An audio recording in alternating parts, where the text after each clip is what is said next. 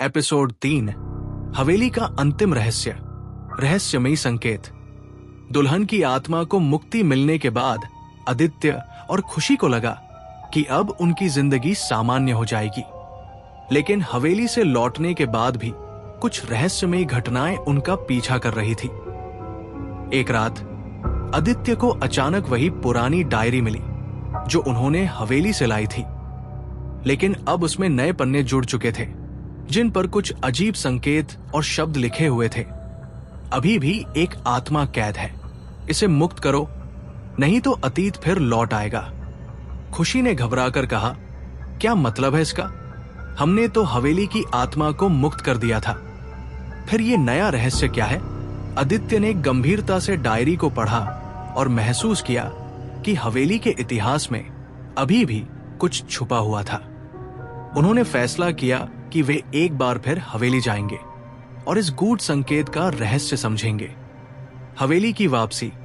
अगली सुबह आदित्य और खुशी हवेली लौटे।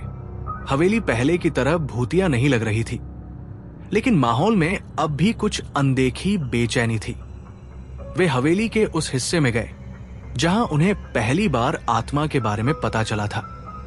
वहां दीवारों पर वही पुरानी पेंटिंग्स थी, लेकिन अब उनमें कुछ बदलाव आ चुका था। कुछ पेंटिंग्स में छुपे चेहरे अब स्पष्ट हो रहे थे, मानो कुछ बताने की कोशिश कर रहे हों। अचानक हवेली के हॉल में एक धीमी आवाज गूंजने लगी, तुम लोग सत्य के करीब हो, लेकिन अभी बहुत कुछ जानना बाकी है। गुप्त तहखाना। आवाज सुनते ही आदित्य और खुशी ने चारों ओर देखा। तभी उन्हें फर्श पर एक निशान दिखाई दिया। उन्होंने उसे ध्यान से देखा और महसूस किया कि ये एक गुप्त दरवाजे का संकेत था। यहां जरूर कुछ छुपा हुआ है, आदित्य ने कहा और दरवाजे को खोलने की कोशिश की। जैसे ही उन्होंने उसे खोला, एक सीढ़ी नीचे की ओर जाती दिखाई दी। दोनों ने हिम्मत जुटाई और नीचे उतर गए। नीचे एक तहखाना था जो पुराने समय से बंद पड़ा था। तहखाने में कुछ पुरानी किताबें, दस्तावेज और एक संदूक रखा था। संदूक के पास वही लाल साड़ी वाली महिला की छवि धुंधली दिखाई दे रही थी। अंतिम सत्य। आदित्य ने जैसे ही संदूक को छुआ, हवेली में हल्की कंपकंपी दौड़ गई। लाल साड़ी वाली महिला की छवि स्पष्ट हो गई, लेकिन अब वो पहले की तरह भयावह नहीं लग रही थी। तुम लोगों ने मेरी आत्मा को मुक्त किया, लेकिन हवेली का पूरा सच अब भी छुपा है, उसने कहा। खुशी ने कांपते हुए पूछा, पूरा सच? हवेली में और क्या छुपा है?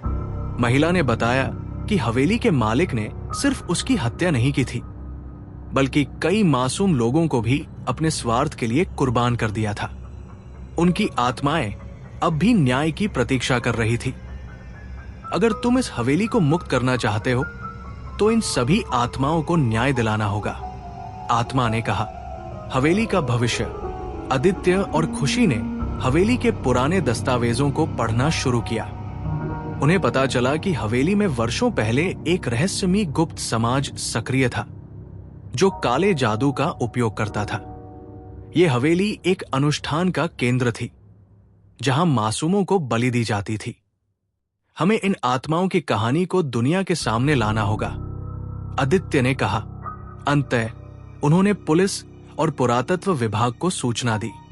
जांच के दौरान हवेली में छिपे कई रहस्य उजागर हुए और अंततः हवेली को एक ऐतिहासिक स्थल घोषित कर दिया गया। अब हवेली श्रापित नहीं थी, लेकिन उसकी दीवारें अब भी उन कहानियों को समेटे हुए थी जिन्हें कभी नजरअंदाज किया गया था। अनसुलझे संकेत। हवेली को ऐतिहासिक स्थल घोषित किए जाने के बाद भी आदित्य और खुशी को ऐसा महसूस हो रहा था कि ये कहानी अभी पूरी नहीं हुई। एक रात जब आदित्य अपनी पुरानी फाइलों को देख रहा था, उसे एक दस्तावेज मिला जिसमें हवेली के तहखाने में एक और गुप्त कक्ष का जिक्र था। खुशी, ये देखो। हमें लगा कि हमने हवेली के सारे रहस्यों को उजागर कर दिया, लेकिन यहां लिखा है कि एक और गुप्त कक्ष मौजूद है, आदित्य ने उत्सुकता से कहा।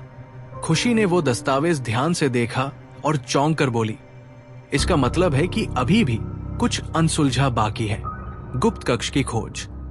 अगली सुबह दोनों हवेली पहुंचे।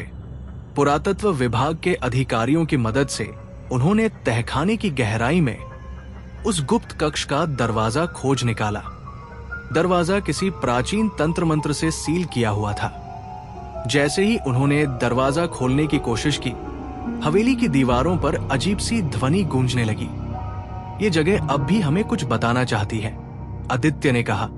आखिरकार कड़ी मशक्कत के बाद दरवाजा खुला। अंदर का दृश्य देखकर सबके रोंगटे खड़े हो गए। एक और आत्मा का प्रकोप।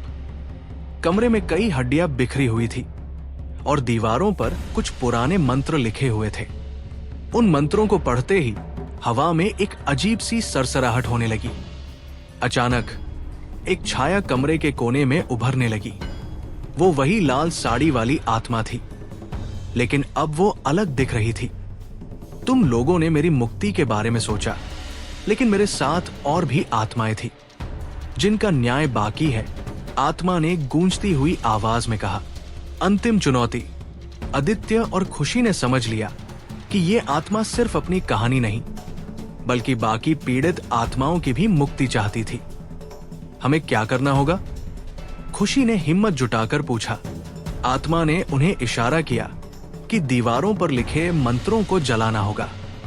आदित्य ने उन मंत्रों को जलाया और अचानक हवेली में एक तेज भूकंप सा महसूस हुआ। सभी हड्डियां धुएं में बदलने लगी और हवेली में फंसी आत्माओं की कराहटें गूंज उठीं। शांति का आगमन। जैसे ही अंतिम मंत्र जलकर राख हुआ, हवेली में एक गहरा सन्नाटा छा गया। आत्मा की आंखों में अब गुस्से की जगह शांति थी। अब हमें मुक्ति मिल गई, उसने कहा, और हवेली में मौजूद हर आत्मा के साथ गायब हो गई। खुशी और आदित्य ने एक दूसरे को देखा। अब ये हवेली सच में मुक्त हो गई है, आदित्य ने राहत की सांस लेते हुए कहा। लेकिन जैसे ही वे हवेली से बाहर निकले, हवेली के मुख्य द्वार पर एक नया निशान उभर आया। यह संकेत था कि क्या सच में सब खत्म हो गया या कोई नया रहस्य फिर से जाग गया था।